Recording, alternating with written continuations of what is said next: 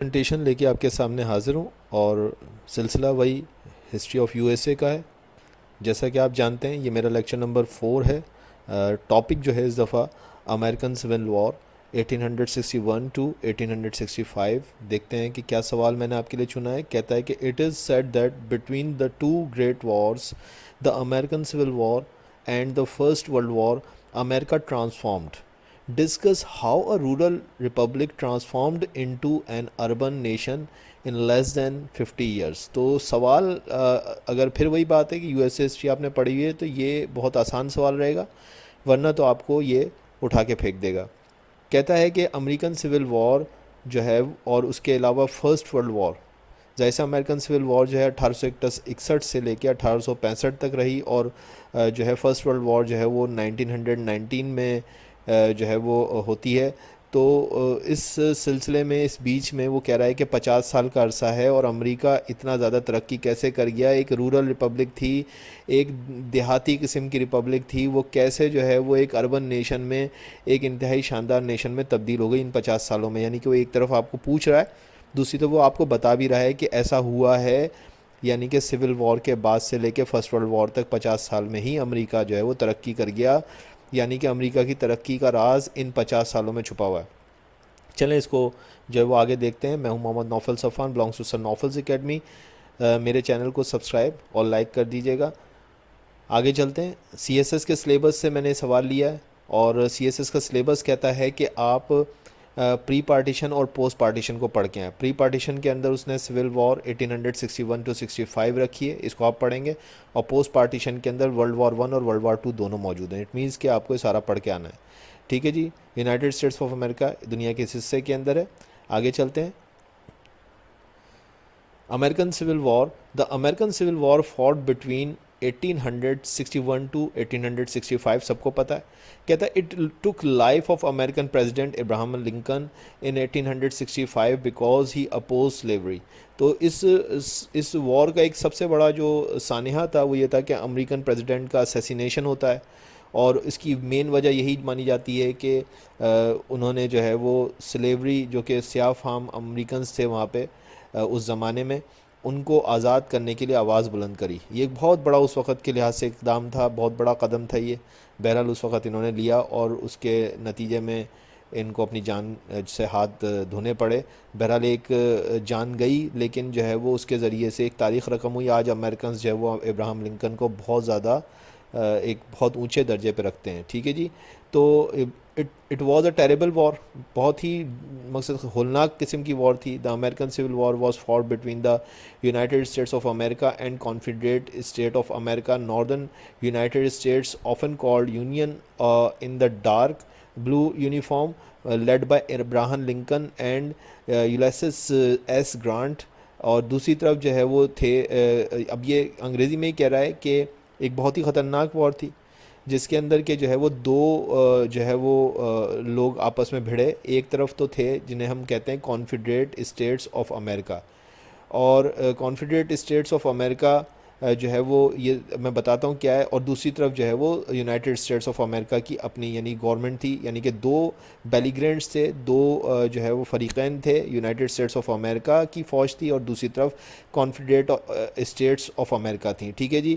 اچھا، جو United States of امریکہ کی فوج تھی وہ ڈارک بلو کلر کا یونیفارم آپ یہاں پہ دیکھ سکتے ہیں. تھوڑا سا میں نے اس کو اینیمیٹ کرنے کی کوشش کی ہے. اور دوسری طرف جو کانفیڈریٹ امریکہ تھا اس کا جو یونیفارم تھا وہ گرے کلر کا تھا، آپ یہاں پہ دیکھ سکتے ہیں. اب ظاہر سی بات ہے امریکن پریزیڈنٹ جو ہیں وہ گورنمنٹ کو لیڈ کر رہے تھے، لیڈ بائی ابراہم لنکن، اور دوسری طرف جو ہے وہ led by the Jefferson David and Robert E لی. تو یہ وہاں سے جو ہے وہ اس طرف سے جو لیڈرز تھے وہ یہ تھے.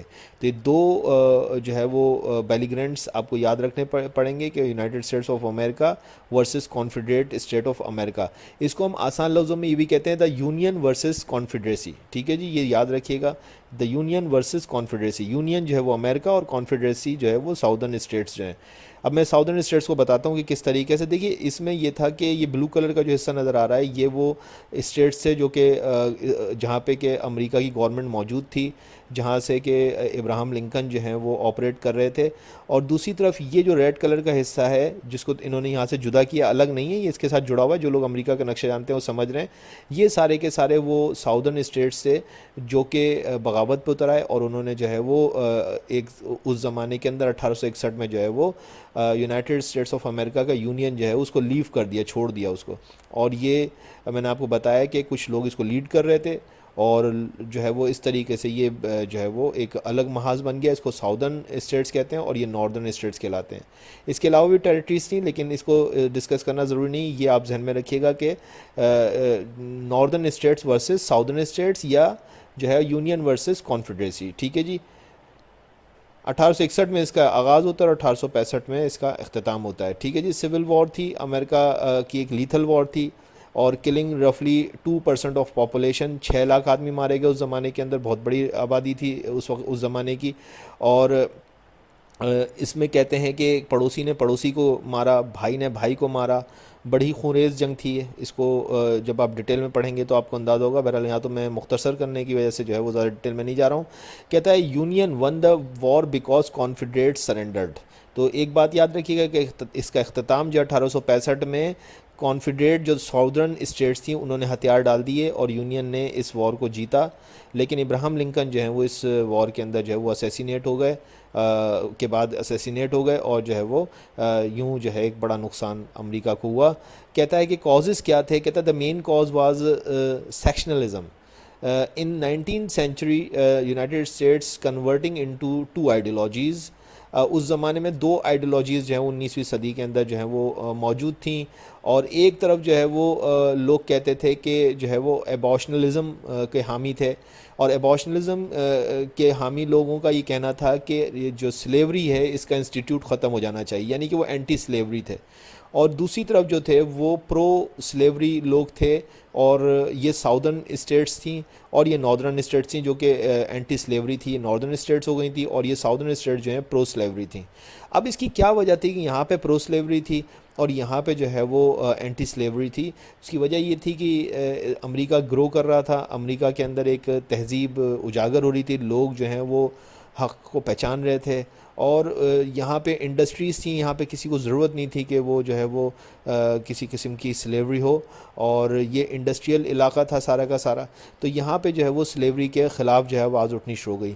دوسری طرف جو ساؤدرن اسٹیٹس تھیں یہاں پہ زیادہ تر جو ہے وہ کھیتی باڑی ہوتی تھی اور اس کے لیے لوگوں کو سلیوز کی ضرورت تھی.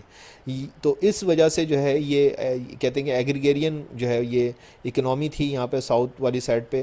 تو وہ لوگ کہتے تھے کہ نہیں جناب جو ہے وہ اس کو ختم نہیں ہونا چاہیے. یوں جو ہے یہ اس جنگ کا آغاز ہوتا ہے اس بنیاد کے اوپر کہ ایک طرف اینٹی سلیوری تھے اور دوسری طرف پرو سلیوری. ٹھیک ہے جی. آگے چلتے ہیں. اب اس کے آپ کو کازز پتہ چل گئے, امپیکٹس دیکھ لیتے ہیں. کہتا ہے کہ the most important effect was centralisation of government. جنگ ختم ہوئی, کانفیڈریٹس نے ہتھیار ڈال دیے, اللہ اللہ خیر صلی اللہ ہوا. اب امپیکٹس دیکھ لیتے ہیں. تو پہلی امپیکٹ یہ آیا ہے کہ گورنمنٹ سینٹرلائز ہو گئی. اب جو ہے وہ پورا امریکہ متحد ہو گیا. Constitutionally the institution of slavery ابالش. Constitution میں چند امینڈمنٹ کی گئیں اور جو ہے وہ سلیوری کو ایبالش کر دیا گیا. بہرحال لنکن واز اسیسینیٹڈ. لنکن جو ہے مارے گئے اس میں, ان کو قتل کر دیا گیا. United States emerge as a single indivisible nation. اور یونائٹڈ اسٹیٹس اب جو ہے وہ ایک مضبوط ملک تھا.